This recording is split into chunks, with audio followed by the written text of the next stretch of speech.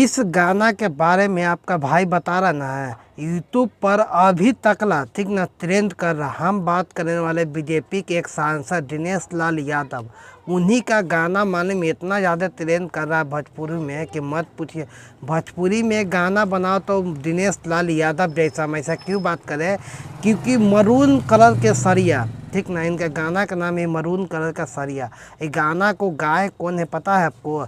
नीलकमल सिंह, जिनको भोजपुरी इंडस्ट्री के बहुत माने जाने सिंगर कहा जाता है ठीक ना। भोजपुरी में गाना बनाना है तो बनाइए दम ऐसा कि लगता है कि भोजपुरी में गाना कुछ है ठीक ना। ये गाना के बात किया जाए तो अभी तक इंस्टाग्राम पर 8 मिलियन ठीक ना 8 मिलियन रील्स बन चुका है इंस्टाग्राम पर। सोचिए कितने भोजपुरी इंडस्ट्री के गर्व की बात है कि 8 मिलियन रील्स बना है इस गाने के लेके।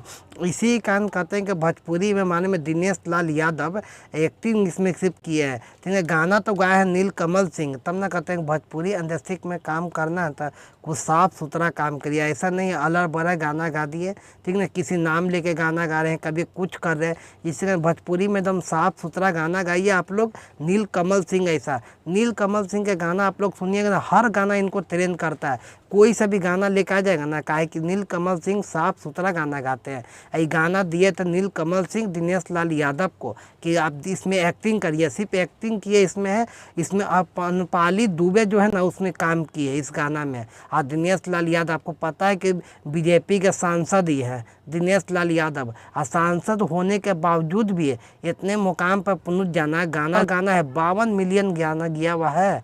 तब कहते कुछ बढ़िया काम करिए गाना के बारे में ठीक ना। इसमें देखिएगा लुक ना, जो लुक इसमें बात किया जाए एकदम पूरा गंगा किनारे का शून्य है, एकदम पूरा दर्द देहात जो बोलते हैं ना, देहात लेवल का गाना है। तब ना कहते हैं साफ़ सुथरा आप लोग गाना गाइए, तब भोजपुरी में आगे बढ़िएगा।